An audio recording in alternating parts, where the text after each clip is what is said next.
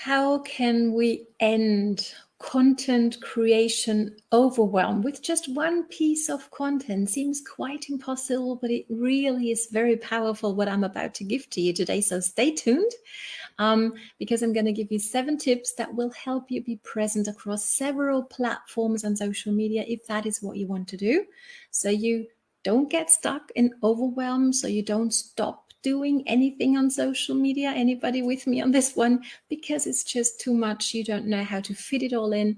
You get stuck, you get into overwhelm, and you're not doing anything anymore. We don't want that for you, because then you can't create the attraction effect of attracting the right kind of people to you by the amazing pieces of content that you put out, so they can become curious and want to learn more about what it is that you do, about what it is that you have to promote. Okay, I'm excited you're here. Hello and welcome. My name is Katrin from Bloom with Katrin. In case we haven't met before, I'm coming live to you from the beautiful Bavarian forest over here in Germany. Let me know, don't be shy, where you're tuning in from, so we can chat a little later on. Looking forward to that. So let me know whether you use one social media platform exclusively. If so, awesome, keep doing it, because I have one that I focus on. But my main focus is that I'm trying to master and learning to master more and more as I go along. And you can join me on this journey on this page. So be sure to turn on your notifications so you don't miss out on anything here, right? But maybe you're also following the advice of many, many gurus telling you need to be present all over social media land, right? And there's many, many countries, many, many platforms, right? So let me know, which ones are you using? Which ones do you find effective for you at the moment? Be curious to know about your experiences. So for me, especially for somebody, maybe not so new, not so experienced, with a full life, maybe a job, a family, a real life kind of, and then you put social media and building your team, building your brand on social media on top of things, it might be overwhelming to be to be a little bit on Facebook, a little bit on Instagram, a little bit on LinkedIn, a little bit on YouTube, and whichever platforms you choose, let me know, right? So the advice that I'm given by my mentors, and I can only pass on to you, is focus on one platform. But here's the thing: how can we still be present on other platforms without stretching ourselves too thin, but actually making good use of one great piece of content? Now, first things first, you want to, my recommendation would be, focus on 1 or 2 pieces of content a week that are really powerful, right? Because when we try to come up with different pieces of content every single day for the many platforms we might be on, we are stretching ourselves too thin. The quality of our content is going to go down over time, and we may even actually get to a point where we feel this isn't working for us. People aren't reaching out to us because maybe our content isn't on point quality-wise. Okay, so let's really dive into who is it you want to help, and how can you help people with? What's a specific problem that your people, that your tribe is maybe struggling with at the moment? And what might you give them? What kind of content, what kind of tips might you give them to them so they could help them solve their struggle, right? So that's what we want to focus on. 1 or 2 pieces of content a week is really, at the end of the day, all that's needed.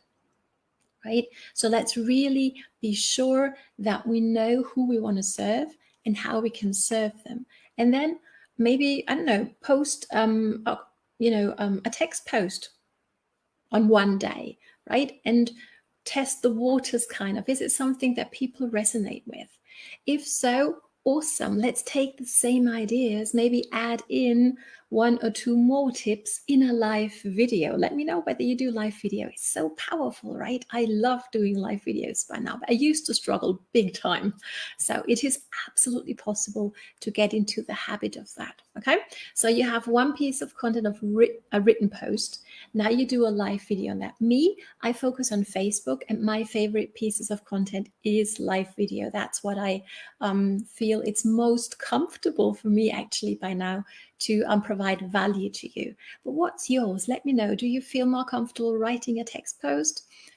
Awesome. Keep doing it, right? Hone in on that skill so you can become a master of that. So you have a written post, you do your live video. Now what do, right? You on Facebook. Now maybe you want to do something on LinkedIn and on YouTube and on Instagram. I don't know where else you might be, right? So how might we repurpose this one piece of content? Well, whether you do your live video on your personal profile or if you have one on your business page, know that you can download these obviously to a computer, to your desktop, and then you can repurpose it. You might choose to upload it to your YouTube channel, which is what I do. Also to save my work, right? In case something should happen with Facebook. So I'm safe with all the work that I've put in already, providing value to my tribe, right? So that's a good idea anyhow. So I upload my downloads, I take them and I upload them to YouTube. You can do the same on Insta TV, right? So that's already several things you might do. You could also just take the URL of your video and, write an email to your list if you have a few people who are following you, who are looking forward to your emails, right? You could just give them the link to that video and tell them why you think they might benefit from that piece of content particularly, and send out an email, okay? So you're being in touch with your audience on several channels. You're like always in their face. Now that's not a bad thing, right? Always make sure to put a smile on their face as well. But I have people ask me, Katrin, how do you do that? Like whenever I open up my computer, you're there. I mean, I like it, but how do you do it? This is like some of the secret sauce that I'm using. And I hope this is helpful for you so far. Let me know. What else might you do? Maybe you have a website of your own and you do blog posts there. You could also repurpose your text post and your live video, put them together into a blog post, and you've got something going on there as well. Okay.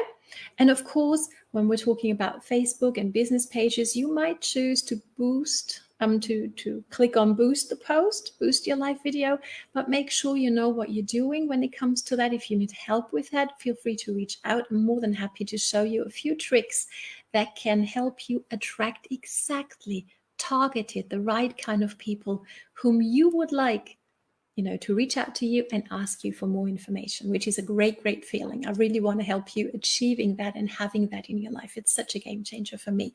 So what does it do? It gives us more time freedom. Absolutely, right? You do your work once, as well as you possibly can, right? Always over deliver kind of when it comes to your value, to your content. So people really benefit from that and really find value with what it is that you post. And if you find this valuable, feel free to let me know. It's a good feeling for me as well that this is serving you. Okay. Now, you can be present on as many platforms with those little tips that I've shared with you today as you like, so you don't stretch yourself too thin, you don't overthink things, you don't get stuck in overwhelm and what might I post about today. Really focusing on who is it you want to serve. What are they struggling with at the moment? And what's one thing, maybe it's one little tip that might really move the needle forward for your tribe. So amazing to be able to help people with working once and then, letting it run. And you can choose to post it to YouTube on one day, to your Insta TV the next day. So you always have great content going on, but it's not always the same on the same day, if that makes sense. Okay. So please, here's my last tip, and maybe it's the most important one. With all of this, don't try to be perfect. As my mentor says, JT DeBolt, he likes to say, don't be perfect, just be awesome. Meaning really do things in the best way you know how to.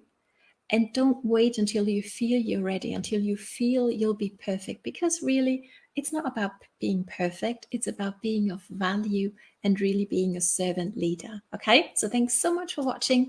I hope this was of value to you. If it was, do let me know. If you know people who might benefit from this, feel free to send the broadcast on its way to them. And if you want 3 more tips on how to grow your business bigger in less time than possibly you're spending on it right now, and with more fun in the process, so you can really have joy in your journey, feel free to reach out to me. I'm looking forward to getting that PDF over to you in a breeze.